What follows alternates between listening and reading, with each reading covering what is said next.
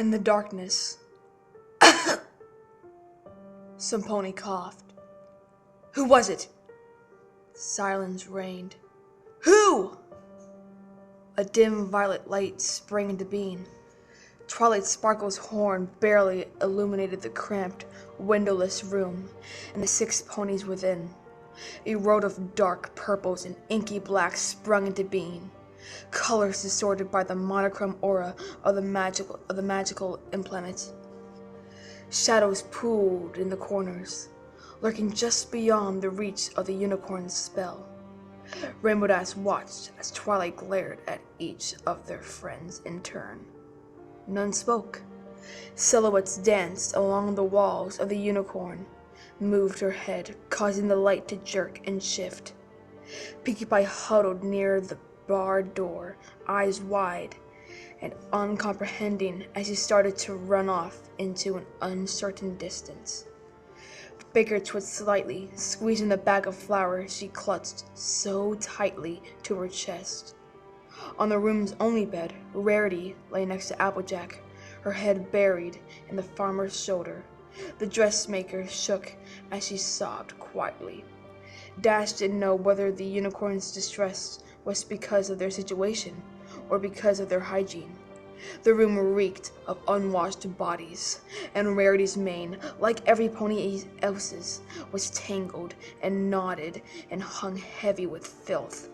Applejack, for her part, merely stared stoically back at Twilight Sparkle when the librarian's gaze turned to her. And then those eyes were on Dash and Fluttershy. Those were locked in embrace. It was the only comfort they had in the room. The weather pony found her voice when the other Pegasus began to shudder. What's the matter? Twilight Sparkle furrowed. Get serious, Dash. It's better for 5 of us to get through this than none of us. Coughing is the only warning we get.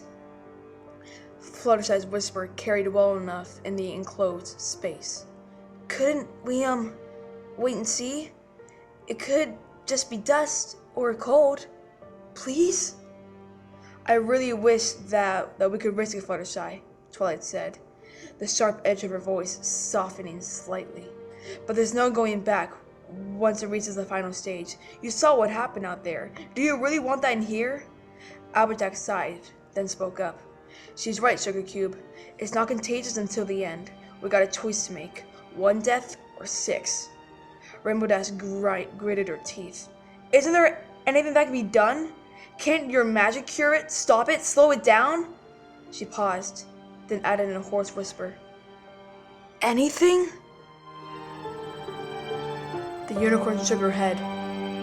Even the princess can't cure it. She can only contain outbreaks that do happen. Every carrier has to die. That's the only way the rest of us can be safe. The only way the rest of Equestria can be safe. You know that, Dash. Time matters here. Why are you stalling? The weather pony's mouth worked, but no words came forth.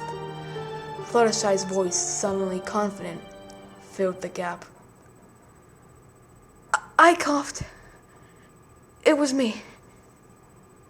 Rainbow Dash gaped at the other Pegasus, eyes wide with shock and horror.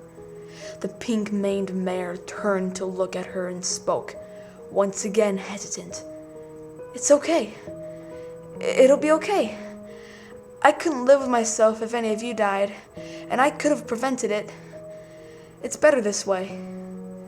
Dash shook her head slowly and whispered a single, No. Applejack's voice was grim. Her mind's made up. It's a tough choice, but Fluttershy's got the strength of an ox. On the inside. How can we... How is she going to... The Pegasus trailed off. Twilight Sparkle sighed and slumped to the floor. We don't have any weapons, and I'm not trained in combat magic. Even if I were, it can't be me.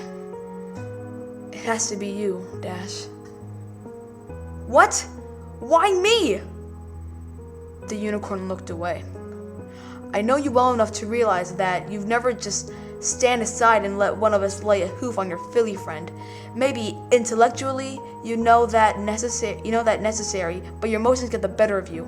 Ask yourself, if you had to be any one of us, would you really want any pony but yourself to Rainbow Dash rose her hooves. You're right. The mare's voice was hollow.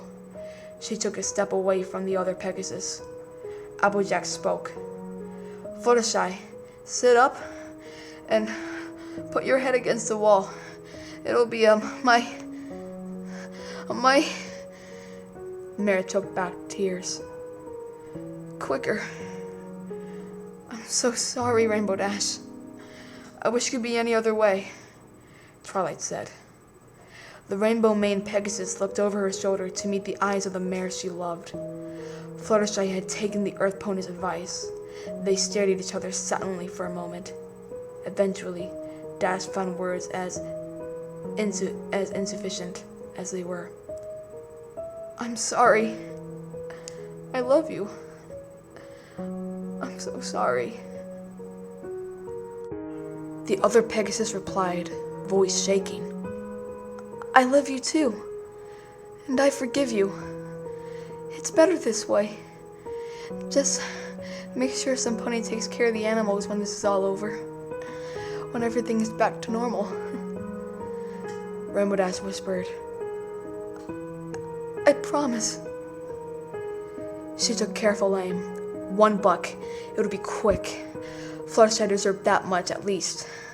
When she was sure she'd connect, vision or not, she spoke. Cut the light, Twilight. No ponies had to see this. The horn's glow disappeared. Years of running and kicking clouds, she honed Dash's muscles. She reared up on her front legs and gathered all her strength and kicked out. She connected, and a dull thud was accompanied by the sensation of war droplets splattering across her flank. It was followed by a high-pitched moan from the agonized pony behind her. Rainbow Dash reacted to Fluttershy's continued suffering without thought. She reared again and bucked repeatedly, steadying herself and adding force with swift flaps on her wings. On her fourth kick, the mare's keening stopped with a sickening crunch. The weather mare's hooves dropped back to the floor. She stood shaking, her eyes and her heart beating nearly out of her chest. Her fetlocks were drenched with sticky blood. She could feel it beginning to clot. She wondered despite herself whether the mess would stain, whether her coat would always bear the red residue of her deed. She wept quietly to herself. Silence reigned in the darkness. Simponi coughed.